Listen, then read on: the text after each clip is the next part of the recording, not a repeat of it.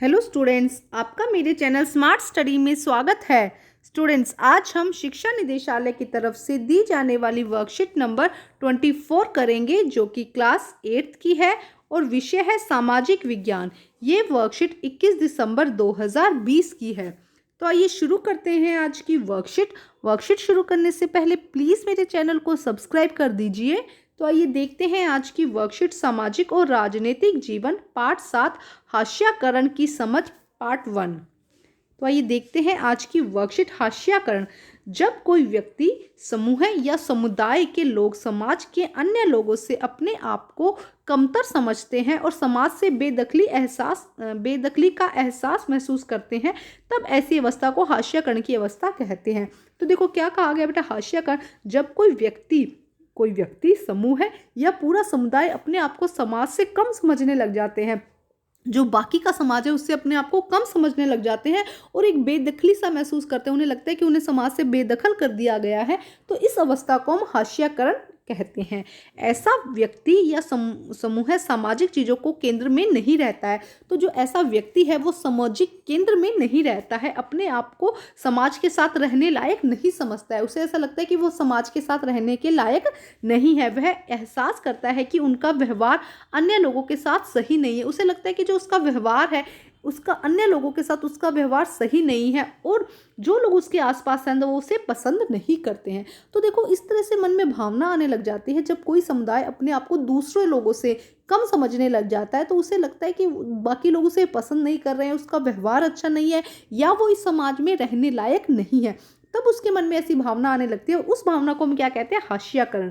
समाज का यह तबका समाज में ही सामाजिक, आर्थिक और राजनीतिक आदि भागीदारी से वंचित रहने वाला वर्ग बन जाता है। तो समाज के देखो हमारा जो संविधान है उसमें क्या कहा गया है कि हर व्यक्ति को सामाजिक दृष्टि से, राजनीतिक दृष्टि से समान समझा जाएगा। तो लेकिन वो व्यक्ति अपने आप को, वो समुदाय अपने आप को सामाजिक, आर्थिक और राजनीतिक तीनों ही दृष्टि से क्या कहता है, अपने आप को बराबर नहीं समझता और वो इसमें भागीदारी लेने से वंचित रह जाता है। तो आज का जो टॉपिक है बेटा हास्याकरण, ये इसका मतलब सिर्फ यही है कि समाज में कोई व्यक्ति हो या कोई समूह है या पूरा समुदाय हो, अपने आप को किसी भी तरह से कम समझने लग जाता है और वो धीरे धीरे क्या करता है, पूरे समुदाय से अलग रहने लग जाता है। तो उससे हम क्या कहते हैं, उसे हम कहते हैं हास्याकरण। तो देखो हास्याकरण की कई वजह हो सकती है, जैसे कि अलग भाषा। अगर मान लो आप किसी जगह ऐसे जाते हो जहाँ पे जो आप लैंग्वेज बोल रहे हैं वो लैंग्वेज नहीं बोली जाती, तो आप अपने आप ही वहाँ पे कमतर महसूस करने लगोगे, अपने आप को कम समझने लग जाओगे। या अलग अलग अलग रीति रिवाज, अगर आप ऐसी जगह पे हो जहाँ पे आपके रीति रिवाज जो है वो दूसरे रीति रिवाज से बिल्कुल अलग है, तो आप अपने आप को धीरे धीरे ऐसी फीलिंग आने लग जाती है जिससे कि आप अपने आप को कम समझने लग जाए। या गरीबी इसका बहुत बड़ा रीज़न है। जब अगर हम देखें कि कोई गरीब व्यक्ति है वो अमीर व्यक्तियों के साथ में खड़ा भी है तो उसे खुद को फील होता है कि वो क्या है, गरीब है। तो ये हास्याकरण की क्या है, वजह है। इसके अलावा सामाजिक हैसियत में कम होना, इसके अलावा क्या आपकी सामाजिक हैसियत में क्या, अगर व्यक्ति कोई कम है तो वो अपने आप को क्या करेगा, दूसरों से नीचा महसूस करेगा। जब व्यक्ति अपने आप को किसी भी रीज़न से नीचा महसूस करने लग जाता है, कम महसूस करने लग जाता है, तो वो क्या होती है, हास्याकरण की वजह होती है। कई बार समूह के लोग जो है हास्याकरण वाले की वजह से लोग क्या होते हैं, दुश्मनी या डर के भाव से भी दिखते हैं। देखो क्या कहा गया है कि अगर देखो कोई व्यक्ति अपने आप को नीचा या कम महसूस करेगा तो या तो वो दूसरे को डर की वजह से देखेगा या क्या देखेगा, दुश्मनी की वजह से। अलग थलग किए जाने के कारण इस समुदाय के लोग सरकारी सुविधाएं और संसाधनों और कई अच्छे मौकों का फायदा नहीं उठा पाते हैं। अब ये लोग अलग थलग किए जाते हैं, मतलब कि अपने आप को कम महसूस करते हैं, उसकी वजह से क्या होता है, अलग अलग रहने लग जाते हैं। उसकी वजह से क्या होता है, अलग अलग सुविधाएं जो सरकार देती है, संसाधन और अच्छे मौकों का फायदा उठा नहीं पाते हैं। अपने अधिकारों के लिए आवाज उठाने से चूक जाते हैं, जो इनके अधिकार हैं, क्योंकि संविधान में क्या कहा है, सबको बराबर समान माना गया है। तो जो इनके अधिकार हैं इन्हें पता ही नहीं होता, वो उनका यूज करने से चूक जाते हैं। ये लोग जिनके पास जमीन है, धन दौलत है, जो ज्यादा पढ़े लिखे हैं, उनके मुकाबले अपने आप को शक्तिहीन महसूस करते हैं। अब देखो जब कंपैरिजन करते हैं, अपने आप को कम महसूस करते हैं, तो अब जो अमीर है उसके सामने अपने आप को कम महसूस करेंगे, जो ज्यादा पढ़े लिखे हैं उनके सामने अपने आप को कम महसूस करेंगे। तो ये सब वजह है हास्याकरण की बेटा। तो इसका बहुत यहाँ पे बताया गया कि आदिवासी, तो बेटा ये ज़रूर शब्द आपने सुना होगा, इसको आपने पिक्चर में, बहुत सारी मूवी में इस तरह के पिक्चर आपने देखे होंगे, आदिवासियों के बारे में बहुत कुछ आपने पिक्चरों में ही देखा होगा बेटा, मूवीज़ में हम देखते हैं ना। तो आज हम पढ़ते हैं आदिवासी के बारे में। आदिवासी शब्द का मतलब होता है मूल निवासी, यानी समुदाय जो जंगल के साथ जीते हैं। और कई जगह आज भी इसी तरह का जीवन जी रहे हैं। तो देखो, आदिवासी शब्द का मतलब होता है मूल निवासी, मतलब कि जो लोग जंगलों के साथ जीते हैं या जंगलों में जीते हैं, उनका जीवन शहरों से बिल्कुल पूरी तरह से अलग होता है। ऐसे जीवन को हम क्या कहते हैं, ऐसे लोगों को हम क्या कहते हैं, आदिवासी लोग कहते हैं। कई जगह पर आज भी इस तरह का जीवन लोग जीते हुए हमें दिखाई देते हैं। अगर हम भारत की बात करें तो भारत के भी कई राज्यों में कुल मिलाकर अगर 8% आबादी अभी भी आदिवासियों की है। भारत की जो कुल जनसंख्या है उसका 8% जनसंख्या जो है वो आज भी क्या है, इसी आबादी की है, आदिवासियों की है। आदिवासी अपने पुरखों के गांव, प्रकृति की उपासना करते हैं, मतलब उन्हें अपने पुरखों का गांव और प्रकृति वही सब क्या एक रियल लाइफ लगती है उन्हें। ये सब जो शहरों में जो जिंदगी है उन्हें वो सच लगती ही नहीं है। प्रकृति में नदी, पशु, पक्षी आदि को ही अपना निवास स्थान मानते हैं। उन्हें वही जो प्रकृति की जो बात है, प्रकृति जो नेचुरल है, जैसे कि नदी, पर्वत, पेड़, पहाड़, झरने, ये सब उन्हें क्या लगता है, रियल लगता है और यही उन्हें अपना निवास लगता है, अपना घर लगता है। हमने किताबों में, फिल्मों में आदिवासियों के स्वरूप को देखा है। वह रंग बिरंगे कपड़े पहने हुए, सर पर मुकुट लगाए हुए दिखाई देते हैं। तो हमने देखो, सब मैं यही बता रही थी कि सबने कहीं भी ना कहीं किसी न किसी मूवी में आदिवासियों के जीवन को देखा है कि किस तरह वो रहते हैं, रंग बिरंगे कपड़े पहनते हैं। देखो, इस तरह से दिखाया गया, भाला वाला लेकर हाथ में रहते हैं, तैयार होकर रहते हैं और सर पर मुकुट लगा होता है। तो इस तरह का जीवन हमने देखा कि आदिवासी अपना जीवन जीते हैं।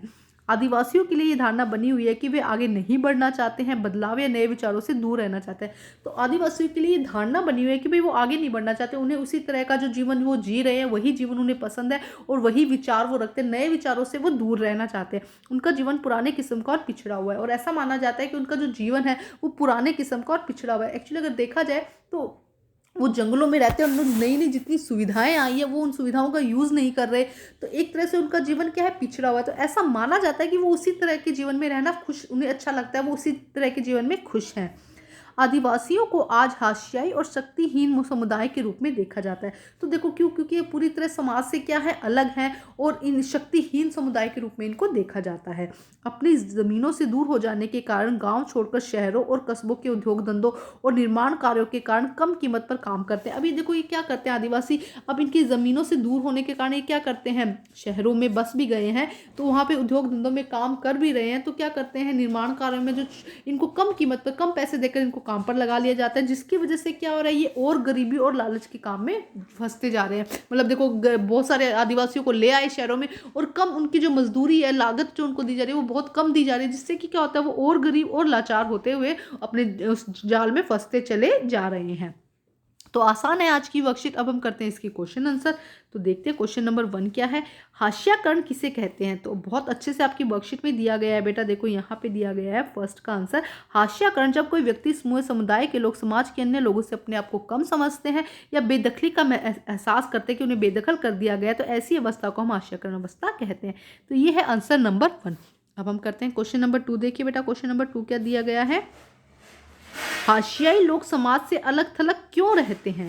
क्यों उन्हें लगता है कि समाज उन्हें समझ नहीं रहा है, वो लोग समाज को नहीं समझ रहे हैं, बेदखली महसूस कर रहे हैं, इसीलिए वो क्या करते हैं, अलग थलग रहने लग जाते हैं। तो आइए करते हैं आंसर नंबर 2। तो देखिए बेटा, आंसर नंबर 2, हाशियाई लोग समझते हैं कि उनका व्यवहार अन्य लोगों के साथ सही नहीं है।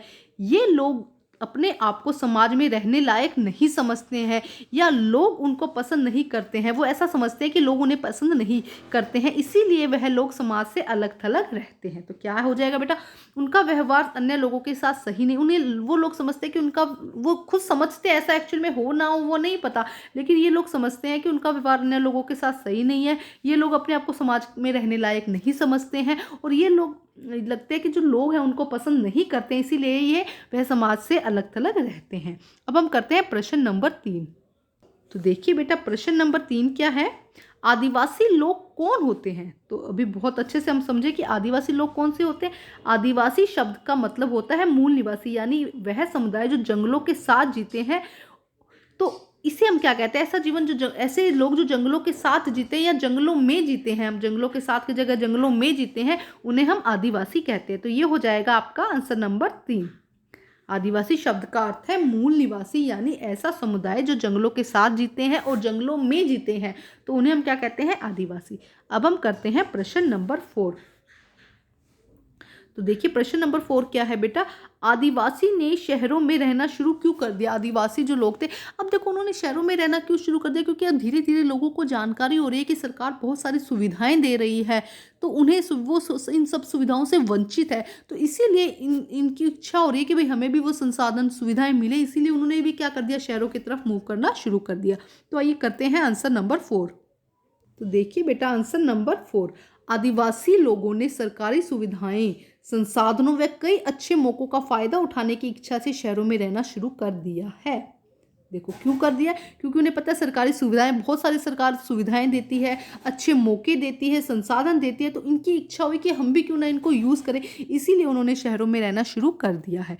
अब हम करते हैं प्रश्न नंबर 5। तो देखिए बेटा प्रश्न नंबर 5, आपके विचार से हाशियाई लोगों को समाज में कैसे समावेशित या मिलाया जा सकता है? तो देखो जो हिस्सा अलग कर दिया गया उसे किस तरह से मिलाया जा सकता है? उनको देखो नए नए मौके देकर, उन्हें बहुत ज़्यादा मौके देकर, उनके साथ समानता का व्यवहार करके हम क्या कर सकते हैं, उनको समाज के साथ मिला सकते हैं। तो आइए करते हैं आंसर नंबर 5। तो देखिए बेटा आंसर नंबर 5, हाशियाई लोगों के साथ राजनीतिक, सामाजिक और आर्थिक सभी क्षेत्रों में समानता का व्यवहार करके, बेटा अगर हम समानता का व्यवहार करें तो समानता का व्यवहार करके हम समाज के साथ उन्हें समावेशित किया जा सकता है।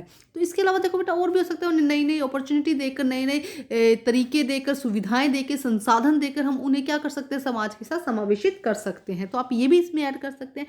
तो देखिए हाशियाई लोगों के साथ सामाजिक, राजनीतिक और आर्थिक सभी क्षेत्रों में समानता का व्यवहार करके हम समाज में समावेशित कर सकते हैं, समाज में समावेशित किया जा सकता है। तो ये है बेटा आज की वर्कशीट। आज की वर्कशीट कंप्लीट होती है। वर्कशीट कंप्लीट करके अपने टीचर से चेक कराइए और प्लीज़ मेरे चैनल को लाइक कीजिए, सब्सक्राइब कीजिए और शेयर कीजिए। Thank you students.